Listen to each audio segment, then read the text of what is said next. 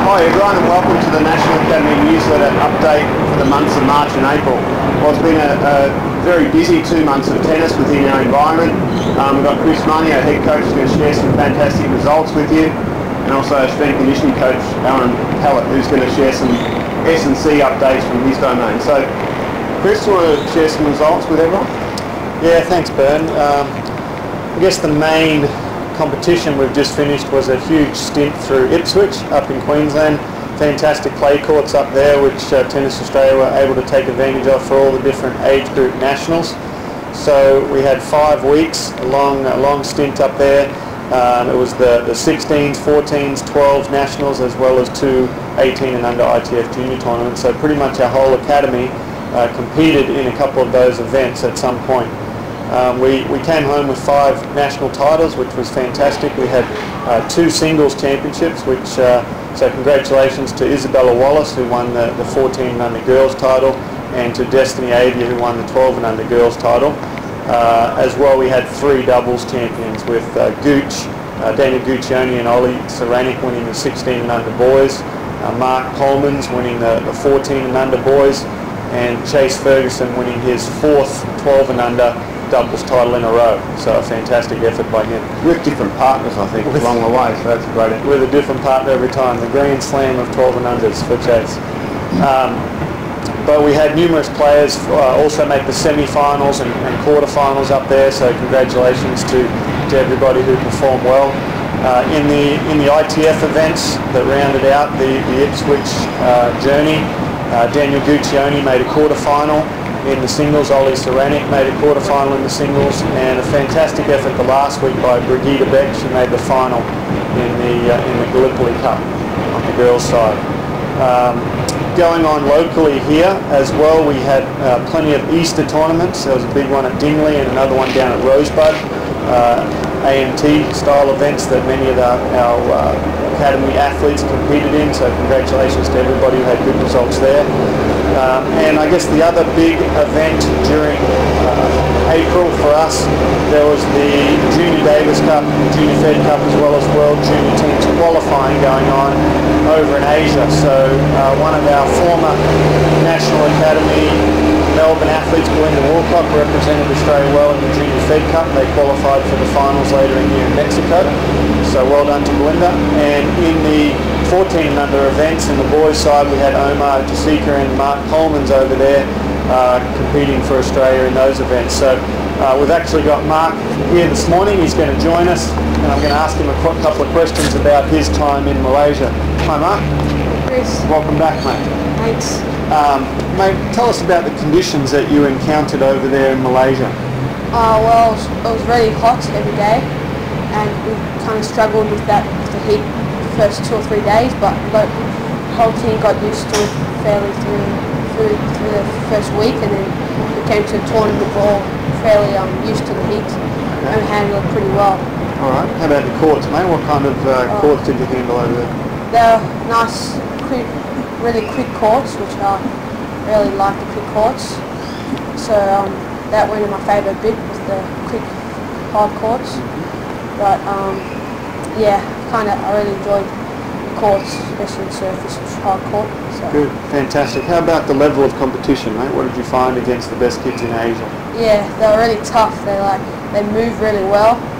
Didn't have the best shots, but they could move laterally and forwards really well. So it was a bit tough against them because I obviously got every ball back. But yeah, I found my way sometimes to beat them, and yeah, I unfortunately weren't able to make it through to qualifying, but hopefully we can do a bit better next time. Yeah, I saw that, man. I saw you guys finish 5th, so you were trying to get into the top 4, but didn't quite get there. But I noticed you went undefeated at the #1 single spot. Yeah. So you had some good success over there personally. Well done, mate. Thank you. Thanks for joining us today, and good luck the rest of the year.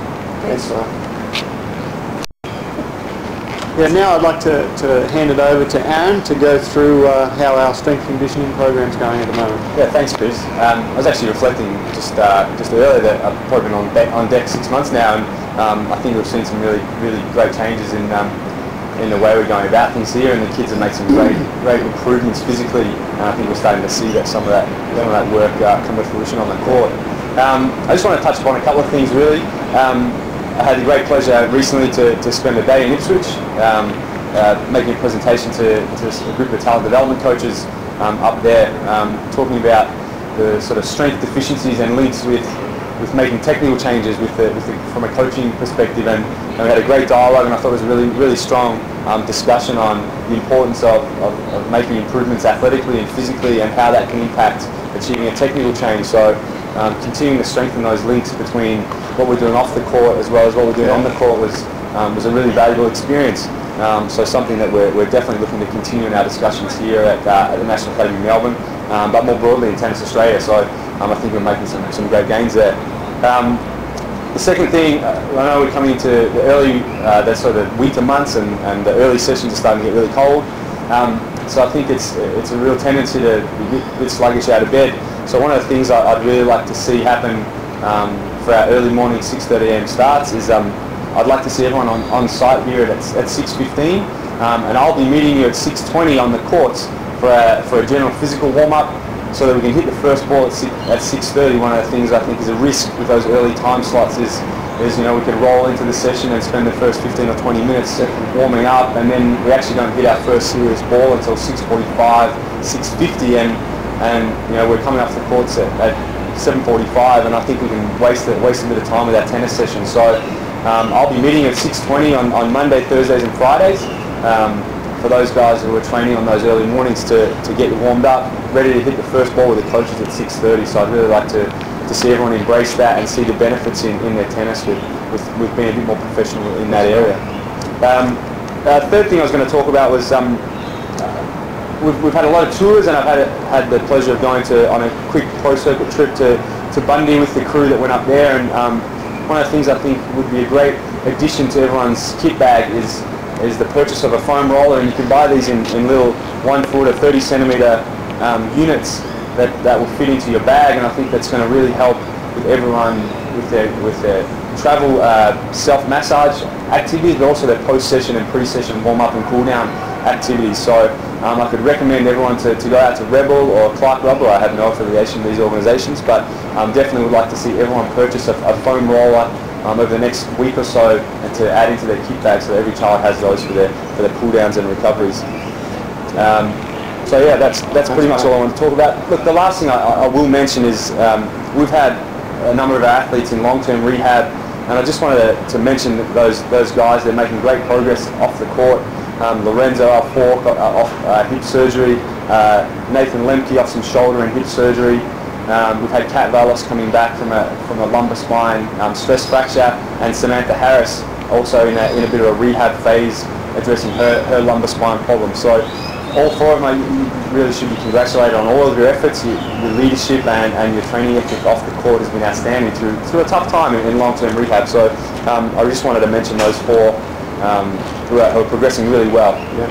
I think it's a credit to Aaron too, his commitment towards those athletes, not only the injured ones and the ones that are coming out of an injury, but the ones in maintaining them injury-free as well, because the coaches are definitely loading them up on and off the court. So I'd like to also mention we've got a huge support from our team this year, supporting all the Tennis Australia European tours, including myself, going with the younger 1399s. We've got our entire team, including Aaron, going over supporting those tours. So I think that's a fantastic commitment from our environment, and we'll be managing that appropriately for those athletes not going on those tours.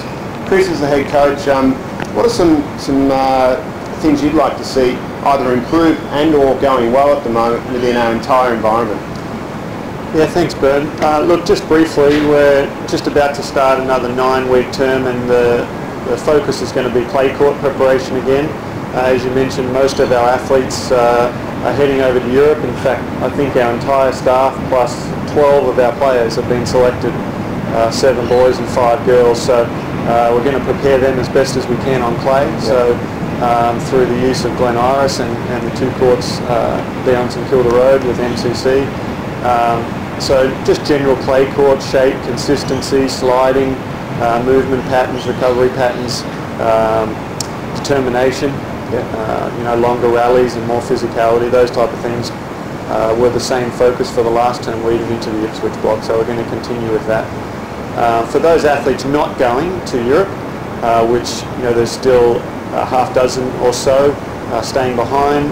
Their main focus competitively in this next block will be some New South Wales AMTs.